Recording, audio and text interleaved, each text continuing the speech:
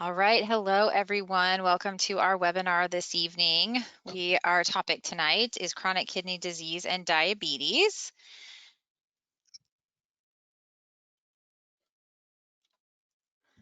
Liz, can you advance the slide?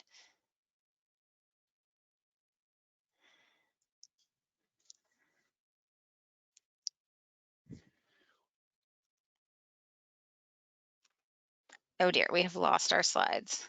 Hold on here. Just bear with us for a minute.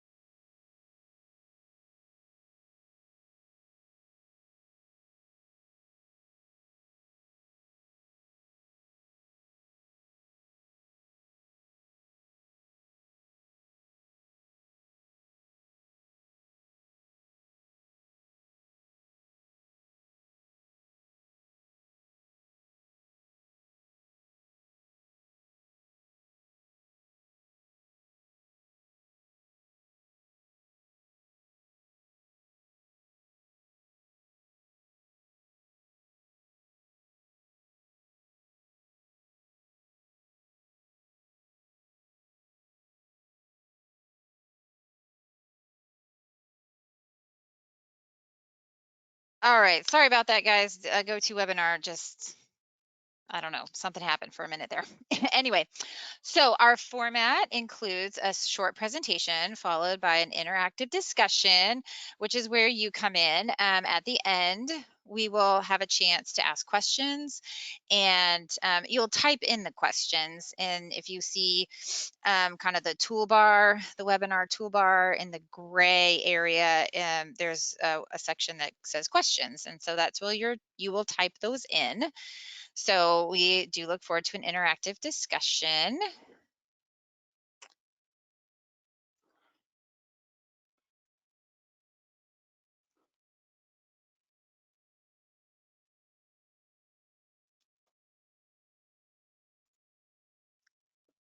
All right, and some disclaimers. We do know that the information you're about to hear may be motivating for you to make some lifestyle changes, but please consult your physician before making any changes that to your current routine. The Cecilia Health registered dietitian will provide strategies to help manage your CKD and diabetes. This online QA session, though, is intended to give general advice. It's not a substitute for personal medical advice, and it involves a professional opinion, just the professional opinion of the Cecilia Health registered dietitian.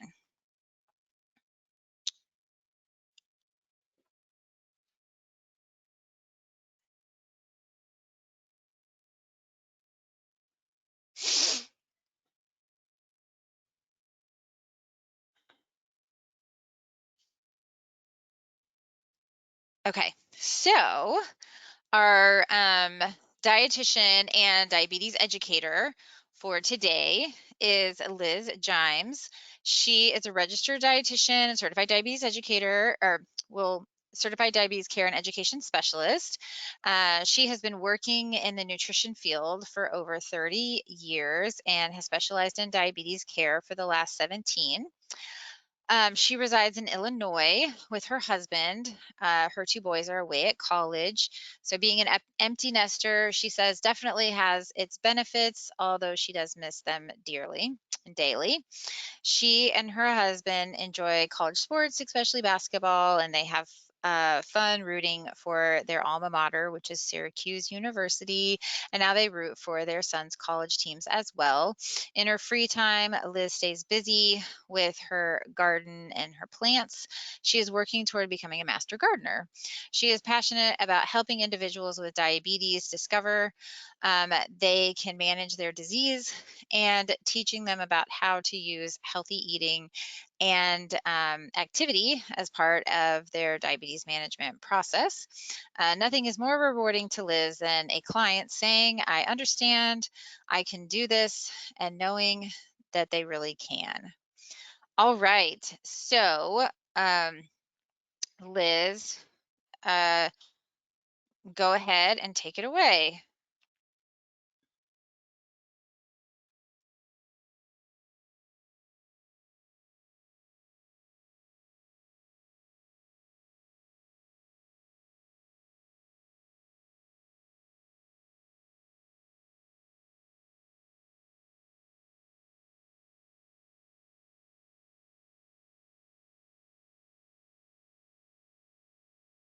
Okay, Liz is having trouble with her audio. Sorry, I think that glitch at the beginning just kind of messed things up. Please bear with us for just a minute.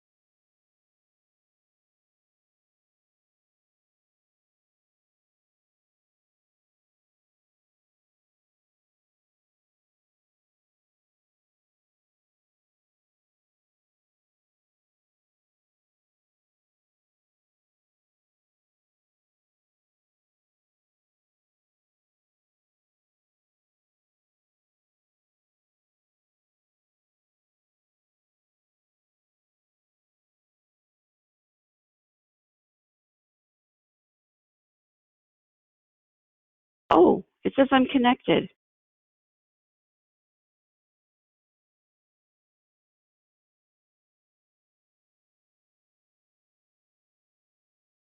I think maybe you guys can hear me. I'm going to try starting and see if this works.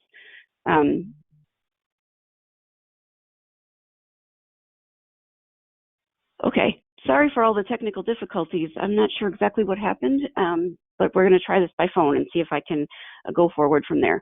I think Ashley probably told you my name is Liz, and I am a dietitian and diabetes educator, and I am looking so forward to speaking with you this evening about this important topic, diabetes and kidney disease. I want to go ahead. Oh no.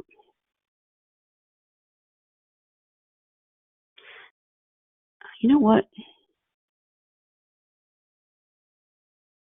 There we go. Okay, I want to go ahead and just kind of review what we're going to speak about this evening. And we're going to talk about what diabetes has to do with kidney disease, why the two are related, why diabetes causes kidney disease.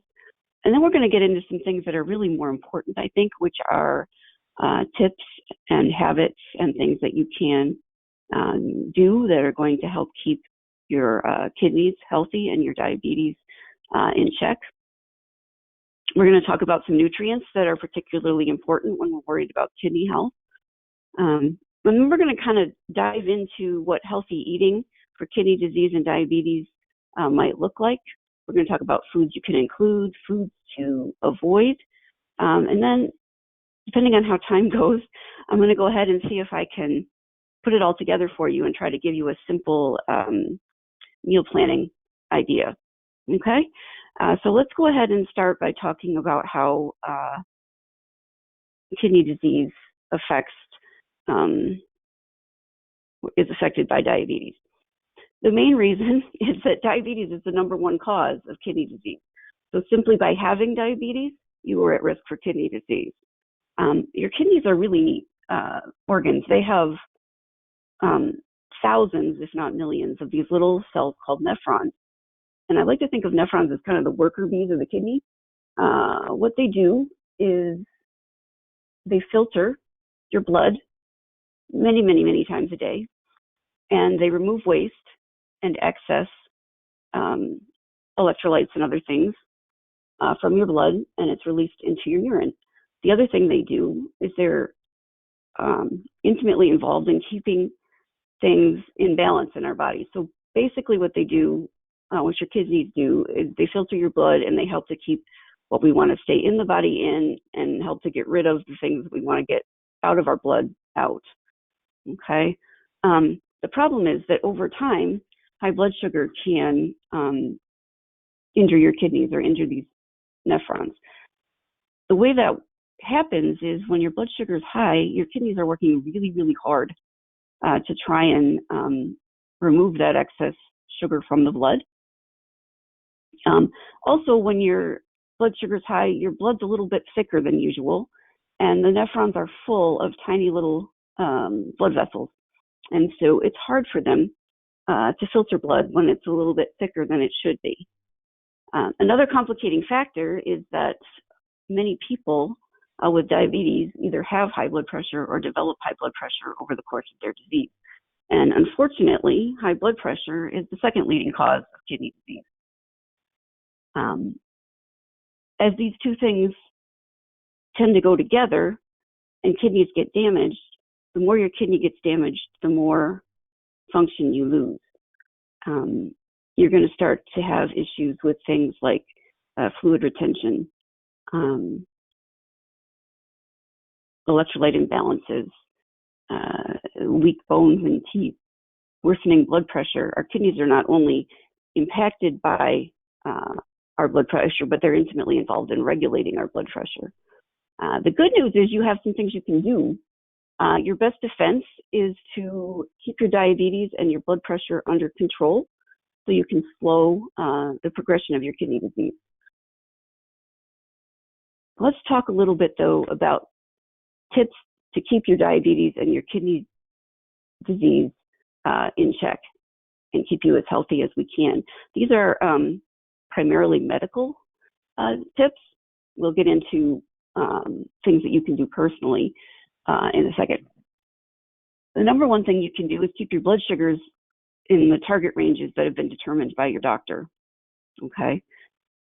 You do that by monitoring your blood sugar if you've been asked to do so, and being sure that the results that you're getting the majority of the time are in the target ranges. Fasting tends to be 80 to 120 would be the range. 2 hours after the start of a meal tends to be less than 180. The other thing you want to do is get your A1C tested regularly. A1C relates to your average blood sugar over time, and it's the average blood sugar and how high it is what contributes to developing kidney disease, as well as other things that can happen when you have diabetes, like eye disease and nerve disease. So you want to have your A1C tested at least twice a year, more often if things are happening. The goal tends to be 7% or less, and the reason that is that studies have shown that A1Cs of less than 7 limits the progression or development of kidney disease and the other things that I just mentioned. Another thing that's really important is keeping your blood pressure in check. So you need to have it checked frequently to make sure that it is staying below 130/80 or whatever the target range your doctor has determined is appropriate for you. Cholesterol levels actually are important in all of this as well. And when you have diabetes, your cholesterol needs to be well controlled for a variety of reasons. One is that your risk of heart disease is much greater when you have diabetes, but when your cholesterol levels are high, they get deposited in your arteries and your blood vessels, making them stiff.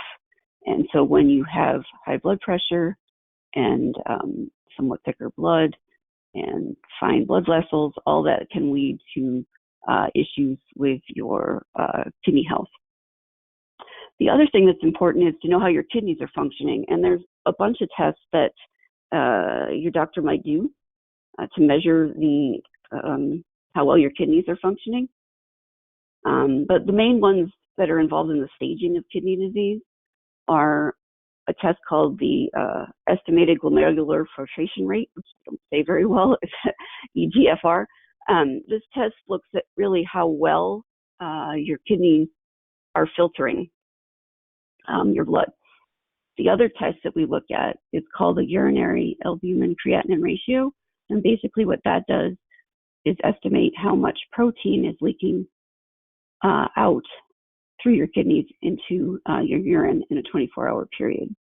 Protein is a really big molecule, and so it shouldn't leak into the kidneys. And so, if you're starting to have large amounts of protein in your urine, that may be indicative of kidney disease. Okay, so let's go ahead and talk a little bit about the things that you can do to try and promote kidney health and your diabetes as well, keeping that in control. And, these probably aren't a big surprise. Most of my clients tell me, if they could eat better and exercise more, their health would be better, okay? But basically, eating a healthy diet is important for keeping both your diabetes in check and your kidney function well. And it's important to realize that there really is no one diabetic diet or one kidney diet. And sometimes that can be a little distressing because it would just be easier sometimes to be told what to do. But because of the status of your diabetes or the status of your kidney disease, what you need to do may vary. The good news is that things can be individualized, and they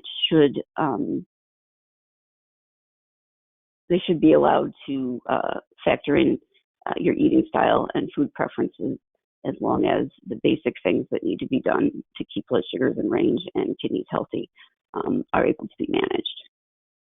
Being active is particularly important. Exercise lowers blood sugar on average. It keeps our heart stronger, so it influences our blood pressure. It also is good for cholesterol levels, and all of those things help to keep our kidneys healthier. Taking your medicines is really important. When you have diabetes and kidney disease, you're going to have medications to take. This is not a bad thing. This is something that you should try to do and take your medicines as they've been prescribed. If they are an important piece of your overall treatment plan, as is monitoring your blood sugar and your blood pressure if you've been asked to do that. If the doctors ask you to do that, there's a reason.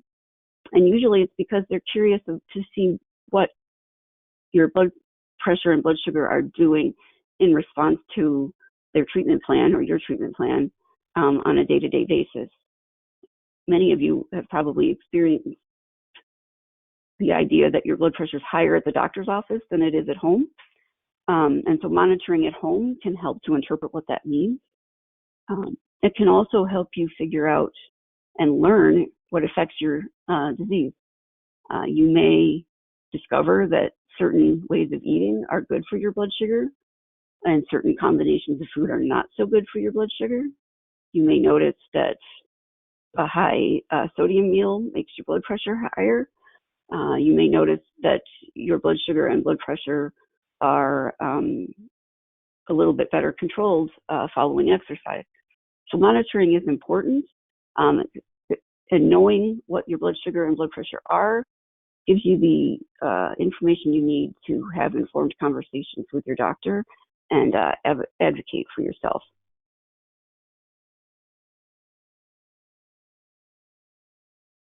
Okay, there are specific nutrients that we think about when we're talking about kidney health, okay? And I need to let you know that most of the recommendations that we're going to talk about today are due or are meant for people who have early stage kidney disease, stage 1, stage 2, maybe stage 3A. We will mention some of the things that happen or might happen in the later stages of kidney disease. But as kidney disease progresses, you really should have a dedicated medical team to help you navigate what needs to happen. But there are some nutrients that are always of concern when we have kidney disease. And the mantra on this slide is eat enough, but not too much, okay? And that's because each one of these nutrients is very important to our health, but it has to be managed specifically by the kidneys so that the levels don't get too high or too low. The issue with protein in your kidneys is your kidneys are responsible for removing the waste products of protein digestion. In this country, we tend to eat more protein than we generally need. We really only need about 6 to 8 ounces of protein a day. And we get protein not only from animal products, but it's also found in dairy products, grains, and even in nuts, beans, and vegetables. The problem is if we eat too much protein, then your kidneys have to work extra hard to clear that extra waste. But we don't want our protein to be too low either, because protein is involved in building all of the body's tissues. It's intimately involved in tissue healing and repair, as well as your immune function and maintenance of muscle mass. So we don't want protein to be too low either. Your kidneys are involved in regulating fluid balance in your body, and you know that your fluid is balanced well if your blood pressure is normal, and you don't have excessive swelling or fluids accumulating in places we don't want them, like around your heart and things like that. Sodium is related to that, and your kidneys are involved in keeping your sodium levels normal. One of the issues with the American diet is it can be very high in sodium because we like to eat convenience foods, things that come out of boxes that have been prepared, and we like to eat out. One of the things that we may want to talk about today is how to decrease our sodium. We're recommended to have 2,300 milligrams of sodium a day, which is about a teaspoon. And if you go home and get out a teaspoon and measure that amount of salt, it's not a whole lot. And as your kidney function declines, you may have to reduce your sodium even further to keep your blood pressure in check and deal with the fluid retention that may happen. Potassium is mainly found in fruits and vegetables, although it's found in many foods. Your kidneys regulate the amount of potassium that is in your blood, and there's a very delicate balance for that. Potassium is involved in normal nerve functioning, as well as the way that your heart is beating.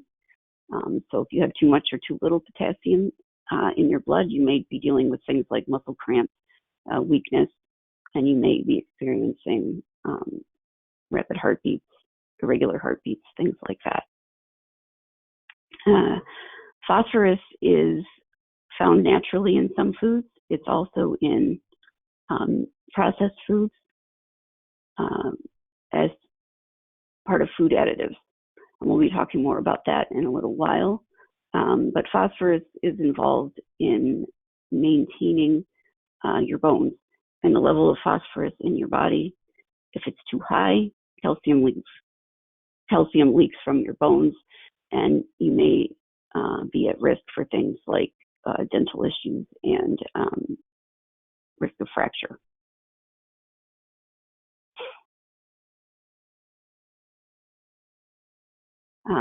Okay, so let's take a minute and try to talk a little bit about what healthy eating for diabetes and for kidney disease might look like.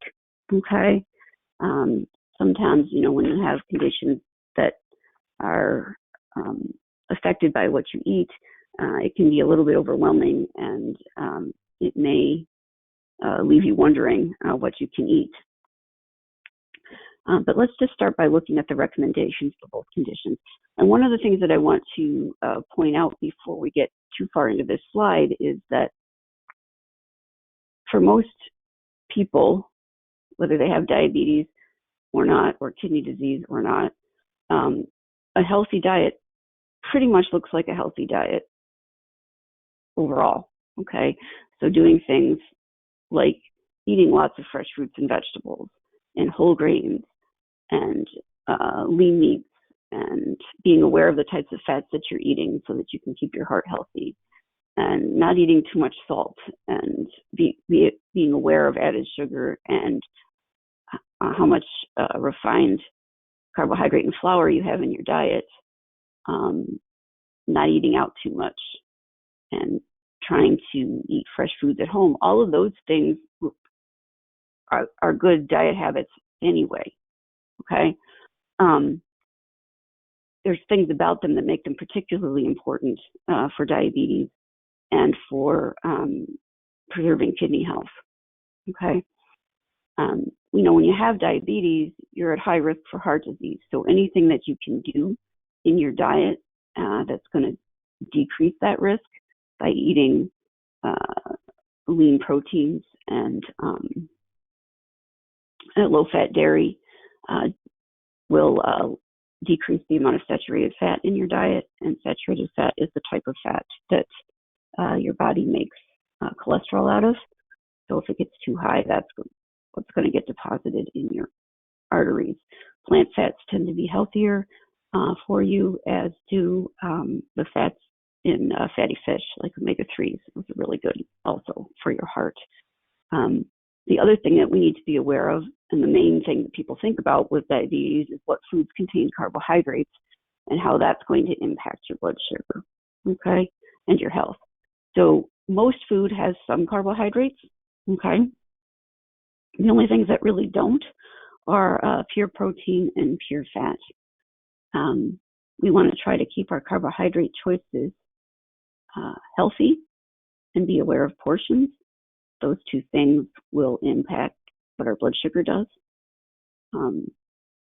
lots of fruits and vegetables, whole grains. These foods have natural carbohydrate.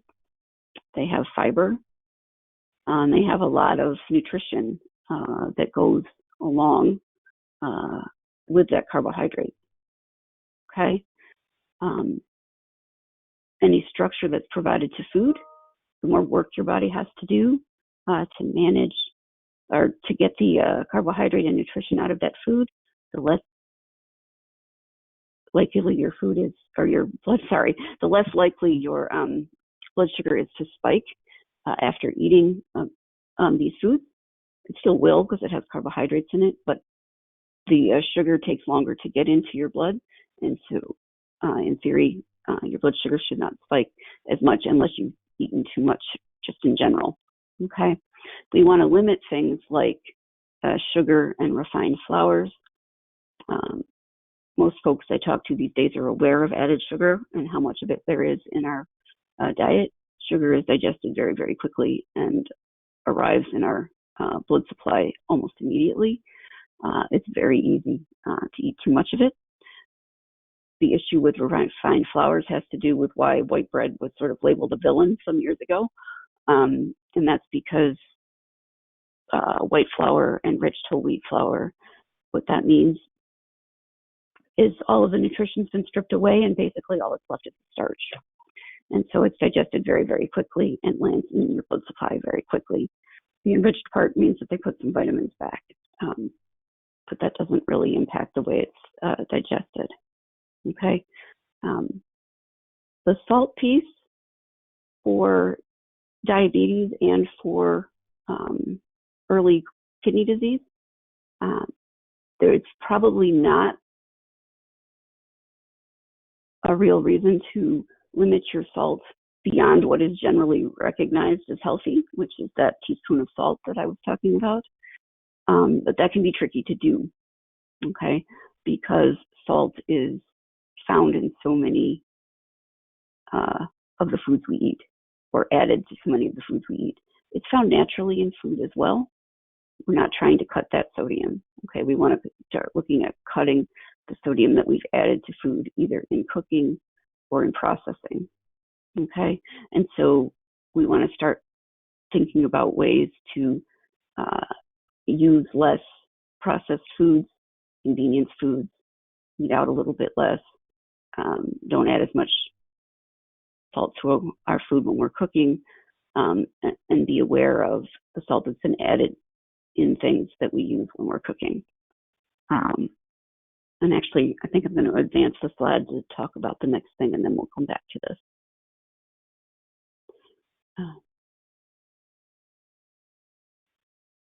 It's okay to tell you you're supposed to eat less salt and not use it in cooking, but I thought it might be a good idea to give you some ideas of what you could use instead. Because low salt cooking does not need to be bland, but it may mean that you have to learn different ways to use herbs and spices. Okay, these add flavor to food, and when you're using herbs and spices, you can use fresh ones, or you can use dried herbs and spices that you buy at the store. But you want to be sure that if you're using garlic, what you've got is pure garlic and not garlic salt. If you're using dried onion, what you've got is pure onion and not onion salt. We're not using seasoned salt and other spice blends that may have salt as a base. You can use spice blends that don't contain salt. Mrs. Dash is one that people are very aware of. Those are nice because they're often labeled the type of food that they would be tasty on. This chart also provides you with some ways to use spices. And one of the things that's really important to realize is when you're cooking with spices, not to add them too soon because they're going to provide more flavor to food if you add them in the last few minutes of cooking. Okay. I also want to let you know that later on in the presentation, I have some resources which will help you as sources of recipes and that sort of thing if you're looking for kidney-friendly or diabetic-friendly recipes to give you ideas and help you work on this aspect of eating. The other reason why we want to limit processed foods and try to focus on fresh and homemade foods and not eat out as much isn't just the sodium. It has to do with the other thing that I was talking about, which is the fact that there's a lot of phosphorus added to these foods in food additives. And the issue with that is that phosphorus is added to food to preserve it. Our bodies absorb 100% of that phosphorus, where the phosphorus that naturally occurs in food, like in protein foods and in dairy foods and in some nuts and beans, that phosphorus, our body only absorbs about 30 to 50% of it. So if you want to decrease the exposure of your kidneys to the stress of dealing with excess phosphorus, getting rid of protein foods is a good way to do, or not protein foods, sorry, processed foods, and eating out less is a good way to do that. As kidney disease progresses, you may need to reduce things further. You would never need to do that without being told, however, and talking with your doctor or your healthcare provider, or hopefully your dietitian if you have advanced kidney disease. Hopefully you're seeing a doctor that specializes in kidney health and has a dietitian available to you that does as well. Is that can be a bit more complicated to work out. All right, I'm not going to spend a whole lot of time on this slide. It has to do a lot with the things I've already talked about: high levels of sodium, phosphorus, potassium, sugar, and saturated fat, and calories. But I wanted to point it out because limiting these foods will be good for your health in general, your heart health, your diabetes, your weight, your blood pressure, all those things, as well as being good for your kidneys. These last three sometimes cause people a little bit of dismay, depending on what your food preferences are. But the issue is that beer is high in phosphorus, as is the brewer's yeast that is used in making beer. Beer can also have a fair amount of carbohydrates in it, and chocolate is high in both phosphorus and potassium, as well as caramels are high in phosphorus, and chocolate and caramels are high in sugar. Okay, hang on a second. Can you still hear me all right? Okay, I'm going to assume so. Yes, we can. Oh, you can? Okay. My phone was just doing a whole lot of stuff. I wanted to make sure I hadn't lost connection. Okay. It's okay, in the early stages of kidney disease, maybe to not limit your phosphorus or potassium beyond, or sodium beyond what we've already talked about. But it's not a bad idea to know what foods would be healthier for your kidneys, as well as okay for managing your diabetes. Because even if your, and it's usually your lab work, but even if your kidney disease isn't showing evidence of needing to further restrict these things to keep your kidneys functioning, they are stressed. And so knowing what foods are naturally low in things like potassium and phosphorus is a good idea. And so everything on this slide fits those categories, okay? And it doesn't mean that what's on this slide is the only things that fit into that category, or the only things that you should be eating. If you have early stage kidney disease, you don't have to limit these things. You don't have to limit your phosphorus or your potassium. It's just if you're interested in doing so, to further preserve your kidney function, I wanted to be sure that you were aware of foods that might help you do that. Okay. It's also important to realize, and we've talked a little bit about this, that some of these foods contain carbohydrate and will also impact your blood sugar. And so one of the things that's important to realize about all of this is that portion control is really going to help, because even these foods that are listed as being low in potassium, let's say cauliflower, for example, there is a serving size that goes along with that measurement. Okay, and for most cooked vegetables, that serving size is going to be a half an hour. Okay, so good idea to just think about these things and include them where you can in your diet. And I'm going to move on so that we don't run out of time to talk about the meal planning piece of things. Okay, this is a concept that I like to use with my clients, and it's called the plate method of eating, and it can be used in many ways to promote healthy eating. Diabetic healthy eating is certainly one of those. And this particular version of the plate is designed to promote healthy blood sugar levels and good nutrition with diabetes, and it can be adjusted to help keep your kidneys healthy.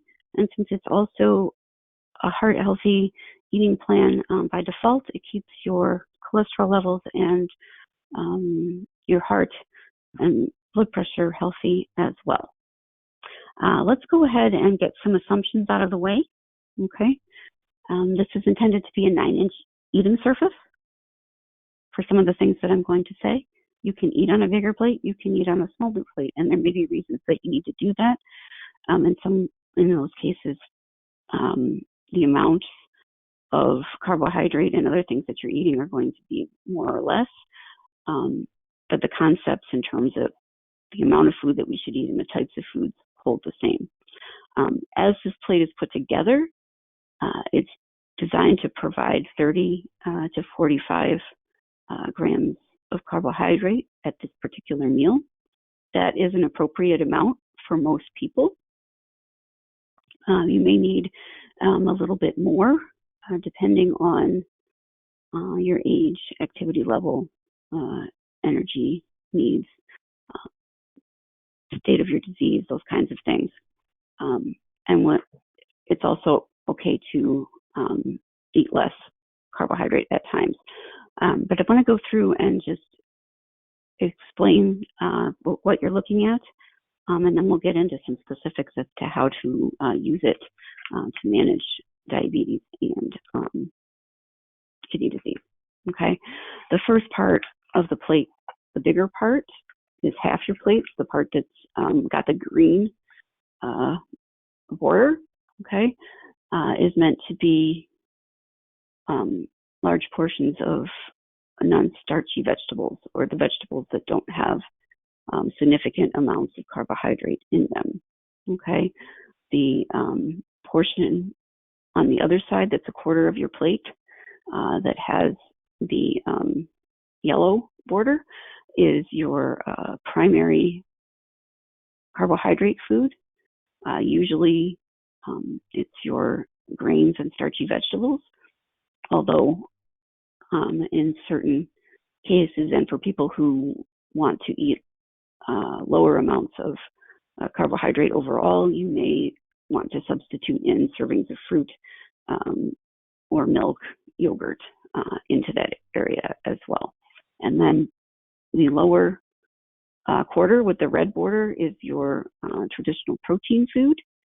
And as we've already talked about, we want to try to consume lean proteins, or proteins that, if they do have a significant amount of fat in them, that fat is of a heart healthy variety. Okay, so let's talk about the quarter of the plate that is non-starchy vegetables and how we might manage that to try and keep our kidneys healthy. Okay, If you have early stage kidney disease, you may not need to do anything specific here, but you may want to try and eat more of the vegetables that are lower in potassium. Like we were talking about cauliflower, broccoli, eggplant, red bell pepper, asparagus. There's lots of them, okay? Eat a larger portion of those types of vegetables. If you are limiting your potassium or have been told to limit your potassium, that's going to be particularly important. You could also increase the nutrition by eating a couple different kinds of vegetables and maybe having a serving of one that's a little bit higher in potassium, say like tomatoes, and combine it with something that is not so high in potassium, say like cauliflower or maybe onion, okay?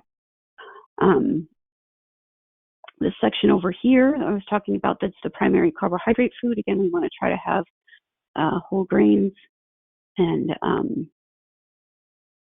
plant proteins, beans, things that are high in fiber, your starchy vegetables, things like corn and peas, which are lower in potassium, as well as things like potatoes, sweet potatoes, your gourd squash like pumpkin, acorn, butternut, those kinds of things, a little bit higher in potassium. Again, you may not need to limit them, but portion control is important.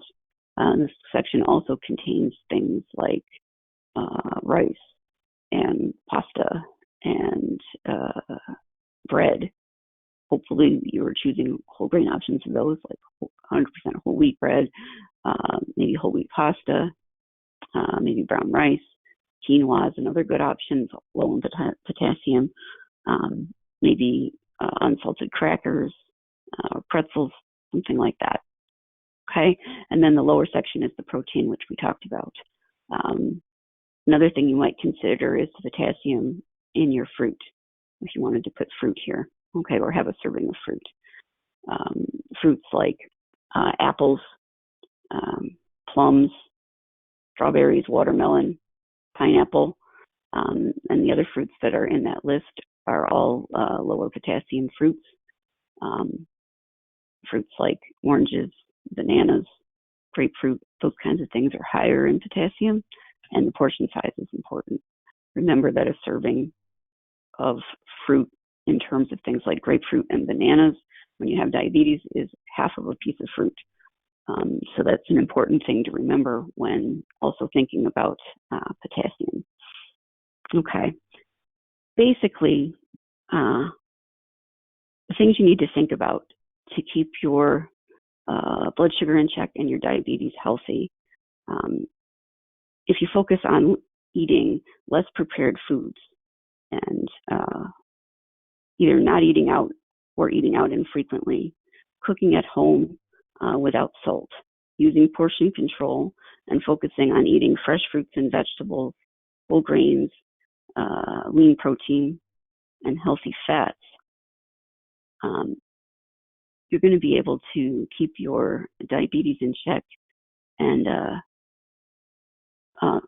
slow the progression of your kidney disease, which I think all of you would agree is something that is important for maintaining your long-term health. One thing I didn't mention, I just want to mention quickly, is staying hydrated. Okay, there are beverages that are high in phosphorus, your dark sodas. Okay, sodas are a problem because of sugar as well, but staying hydrated is important because if you're not hydrated well, your kidneys are working overtime. They have to work harder to do their job, particularly if your blood sugars are high. So I just wanted to, point that piece out as well. Later on in kidney disease, you might have to pay attention to how much you are drinking. Okay. As I mentioned, these are some resources, and I'm not going to go specifically through what's in all of them, but I wanted to let you know that I find the National Kidney Foundation website extremely user-friendly. There's all kinds of stuff there about kidney disease in general, what to be aware of at certain stages of kidney disease, treatments for kidney disease, recipes, it's a good recipe resource. Same things are available at the American Kidney Fund. It's also a very good website. I just don't find it as user-friendly. The American Diabetes Association is full of information, all things related to diabetes, not just what we've talked about today, but really anything that you might want to think about. They do have a section dedicated to diabetes and kidney disease, and their meal planning site is fabulous. Okay, you can use it to do everything from planning an entire month of menus, and it'll generate shopping lists and all kinds of things for you. But I tend to like it to browse the recipes, and they have recently added a designation for kidney-friendly recipes, as well as recipes that are appropriate for different stages of kidney disease.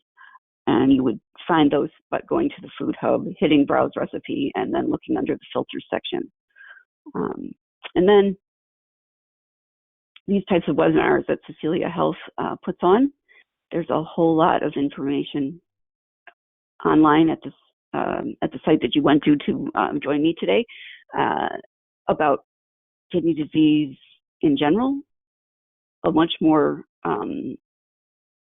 or a deeper dive into what the kidney disease diet may look like, especially at different stages, and a lot of information related to all things diabetes.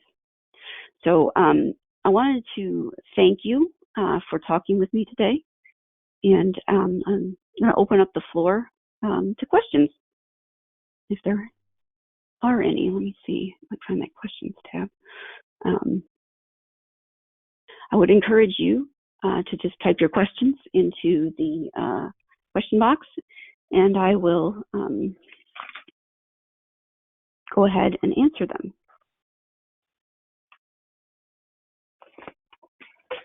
Okay.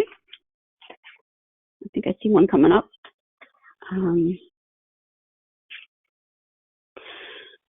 Okay.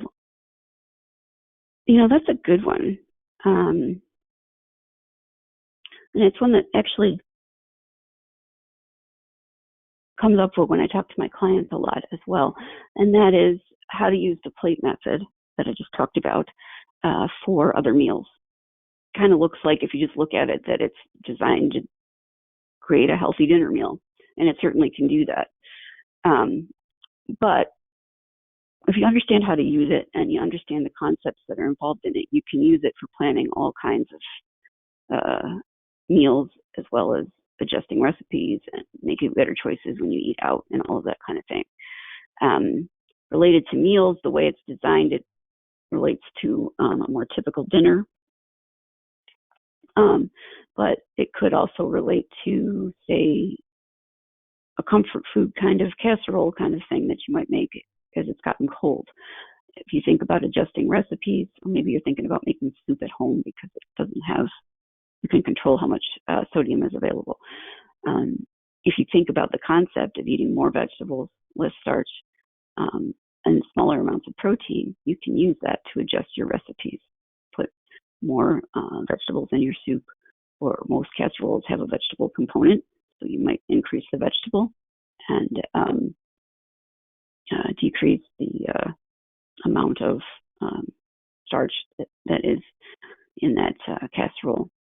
You can also use it for breakfast. For breakfast, we tend to think of just using the half of the plate that is the protein and the carbohydrate side.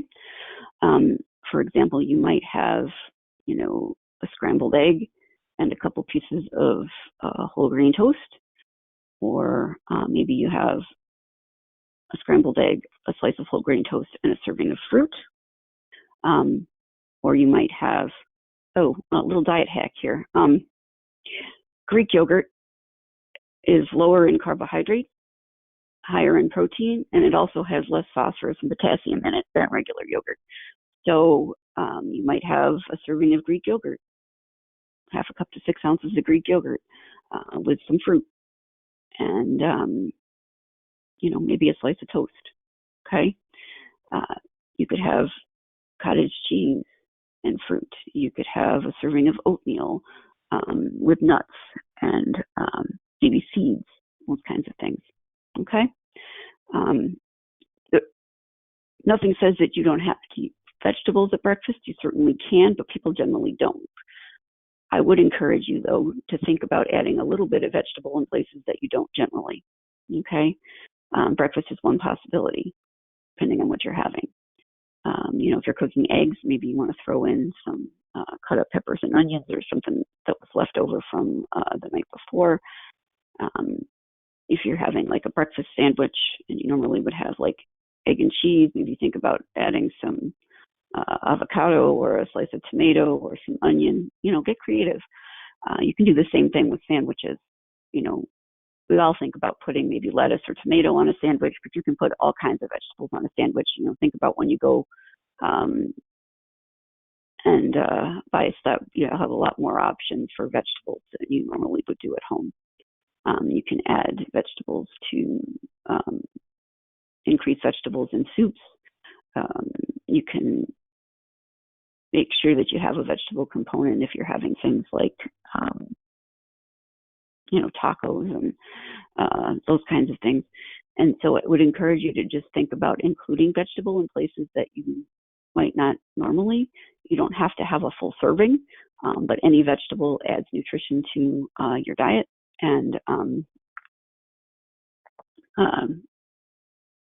basically any vegetable adds nutrition to your diet.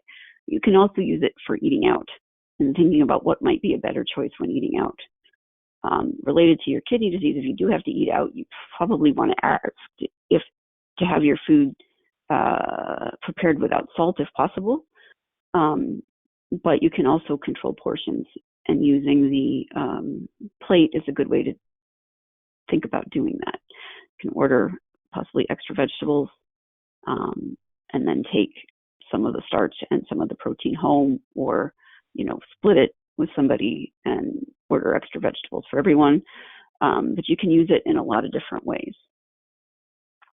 Okay, any other questions?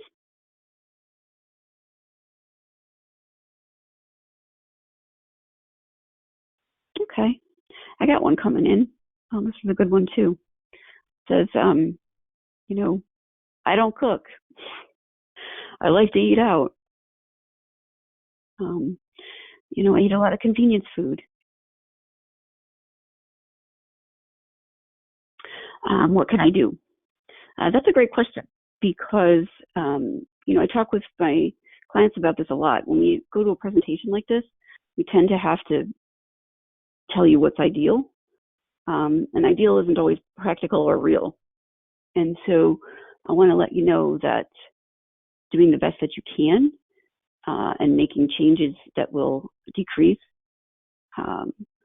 the amounts of sodium and phosphorus, fat and calories in the choices when you eat conveniently or eat out a lot will make a difference. And not all prepared foods are a problem either, or packaged foods. You can use frozen vegetables or fruit. They have a better shelf life than fresh, and as long as they haven't had seasoning, sauces, or sugar added to them, they're just as healthy as fresh vegetables.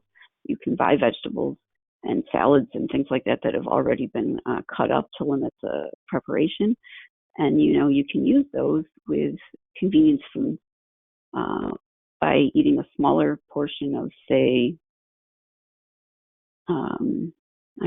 lasagna or a slice of pizza or something like that, and adding a salad or some other type of vegetable on the side. The idea being that you would eat less of the prepared thing, and by supplementing your eating with something that isn't. The best you can do is the best you can do, though, and every change that you make towards a healthier diet will improve your health in the long run.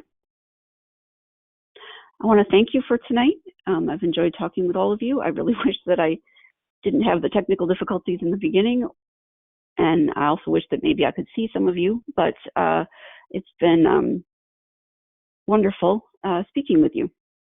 And I want to wish you a wonderful evening and let you know that if you have other questions, that your Cecilia Health Coach is a fabulous resource. Thank you.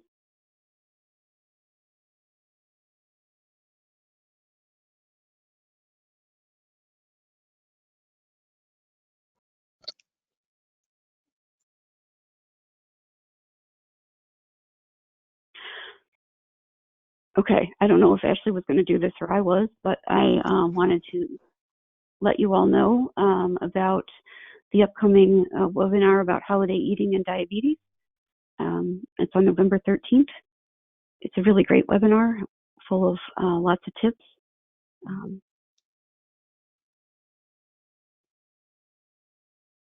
And so, check it out at the websites that you went on to get signed up today. And we hope to see you there.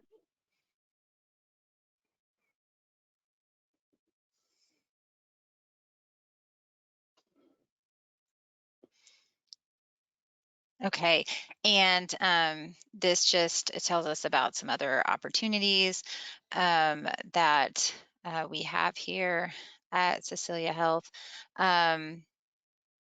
You can, which Liz already told you about the upcoming events. We do have our Facebook page as well. And, always you can ask your clinician on one of your coaching calls about your opportunities, anything you'd like to participate in.